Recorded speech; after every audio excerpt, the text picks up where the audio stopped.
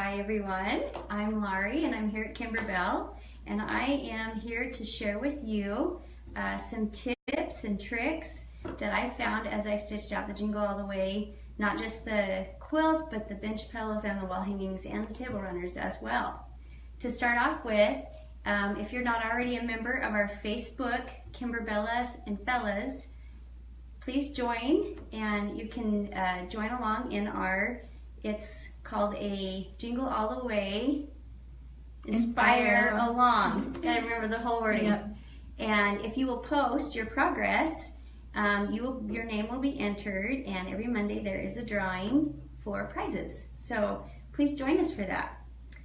To start off with, I want to start with Mylar lights. The Mylar lights, the tips for this would be definitely make sure that you're using the same color of top and bobbin thread when stitching out the first part of it. And then here's my trick for this. A lot of times this does not stay stuck very well with just the, if you layer all three all at once and then try to tape it, they will shift around on you. So my suggestion is I tape each layer as I go. So to make sure that there is a piece of tape on both ends with each layer. And obviously I'm getting ready to make the yellow Mylar lights, which I love the Mylar lights. They really give a cute added touch to the pillow. And so we have tulle, Mylar, and then tulle, right? Correct. Tulle, Mylar, and tulle. Tape each one down separate, and then they don't move on you. And that will be a much better for you. And you're using the Kimberbell paper tape, right? And I am using the Kimberbell paper tape. And I had somebody just yesterday, they were frustrated because they used a regular tape and it gummed their needle up really quickly. So I highly suggest the Kimberbell paper tape because it really will not gum that needle up. When you get done with the first part of the Mylar lights and you get down to where it is just stitching just the silver part, make sure you change it to a silver bobbin on the bottom as well as the top. And then the other most important thing is fray check. Fray check these very generously on the ends of every one of the light bulbs, and that will keep that from the thread from coming loose at all. And that's a key. Make sure they dry thoroughly before you get them all wet. That's my first tip on the Mylar lights. Second of all, we have had people confused about what the tags are made of. It's a flex foam. It's actually got a little spongy layer and it looks like fabric on both sides. So that is what the flex foam looks like. And I know that we've had a few people confused and wondering what it is, what flex foam is and what it looks like. That's what it is. You can see this side. Okay. Yeah. And it stitches really nicely out on the machine. The next thing I wanted to go over was stabilizer choices. I know a lot of people have been posting about having trouble with it laying flat, right, after you stitch. So what I've done here is I've stitched out several so you could see different choices. This one is used with just the fusible no-show mesh. You can see there's a just slight bit of puckering on the sides and up here. And if you're wondering why that's cut off, it's because I'm preparing it for the bench pillow.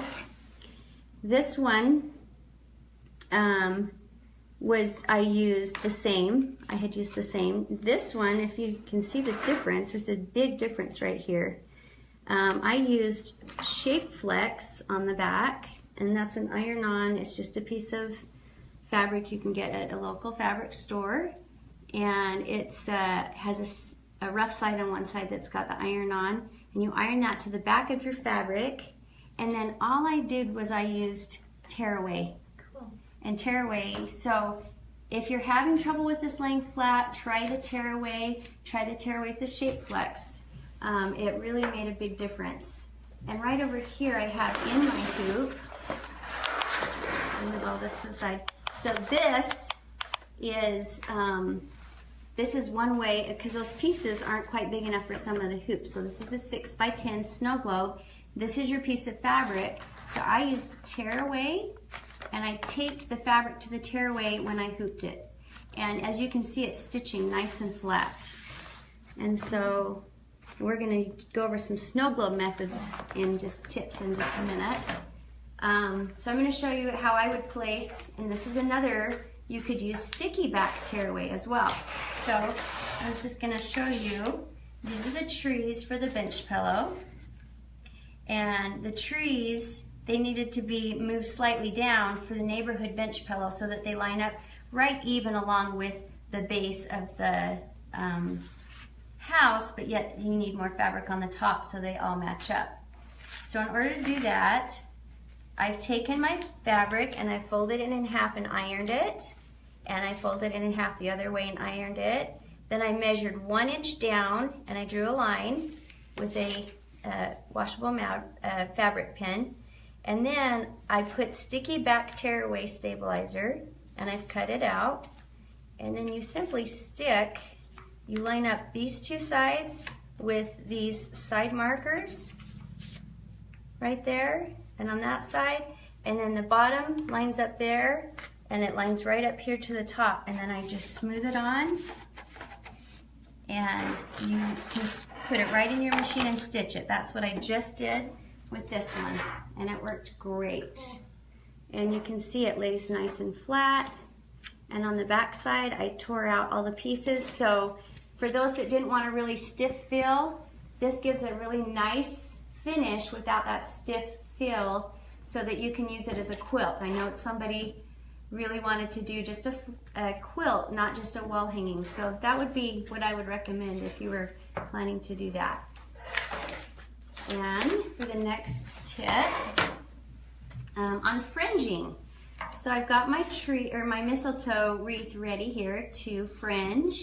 On the back, you will note that I cut all of these, the white area, and so now I'm ready to pull that through on the front. So when I go to pull it through, there's lots of different methods we found. You can use a pencil eraser and simply lift it with that if you would like. You can use your finger, which depending on your fingernails might or might not work really well. Another method that I found, make sure they're blunt and they're not going to be scarring up your fabric, but you can use a pair of scissors and you just kind of lift it up from the end as if it were your fingernail. And that's how you go about fluffing that wreath. And here's one that's been fluffed already.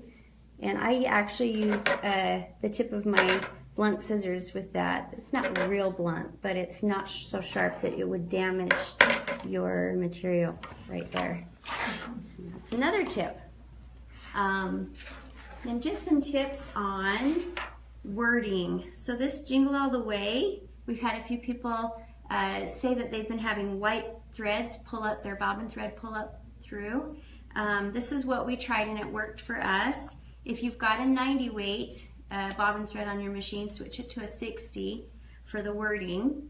The second thing is slow that machine down, way, way down, and it really will do a lot prettier stitch on such small things like this wording. The third thing is make sure you've got the presser foot height at the correct level. It should just barely glide over your fabric. It shouldn't be raised to the point that your fabric wants to pop up and down with your needle. And the other thing I would recommend is maybe the top stitch needle. That's what those are made for. And I just love this table runner. This is my favorite. Yeah, and everyone, we're sorry if you're asking questions. I can't see them for some reason, so we will go back and answer on the live video. So if you have questions, make sure you ask them, and Laurie or Jeanette or Kim or I will go answer for you. And we would love to hear your tips that you've learned along the way as well. One of my last and final tips is with the snow globe. I've gotten the snow globe to this point. Now the best thing to do so that you don't forget, I've heard some people have said, oh darn, I forgot to put in my snow globe either the sequins or the beads. I've forgotten that too, by the way. And yes, you can make a little slit and slide them in at the top or something. But another method is I just put my baggie of them right in front of me, right in front of my machine where I'm at, so that I can glance down and remember several times. Don't forget the sequins. So, and then the next tip would be when you place the sequins, place them in a nice little pile right in the middle. I wouldn't recommend sprinkling them around just yet.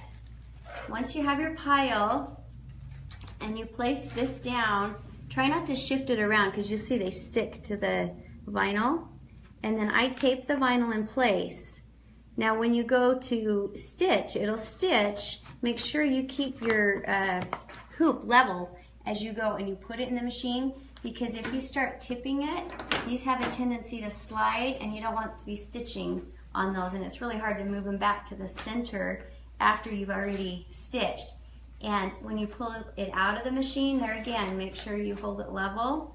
And when you're trimming, try not to tip it one way or the other, because then when you go back for your final stitch out, you don't want to be stitching on these metal sequins with your needle.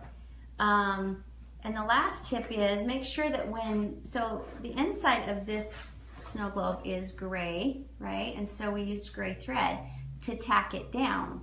Well, this snow globe, the inside is white, but I still used gray thread to tack it down. And the reason being, I wanted all three of my snow globes to have the same gray thread on the outside. So I'm going to use my gray thread on the outside. So make sure you tack it down with whatever color you're going to use for your final finish stitching. That way, because you can see that line if you make it a different color. And let me know if there's any other tips and tricks that you guys have. I would appreciate your input, and have a good time stitching the Jingle All the Way quilt. Now don't forget our Facebook, Kimber Bellas and Fellas. Please join. Please share with us. We're doing the Jingle All the Way Inspire Along so that we can share. Sharing is the best way that we learn. And if you post something, your progress, every Monday we have a drawing and you get to have a chance to win a prize. Yep. Thank you from Kimber Bell, and let us see some of your questions.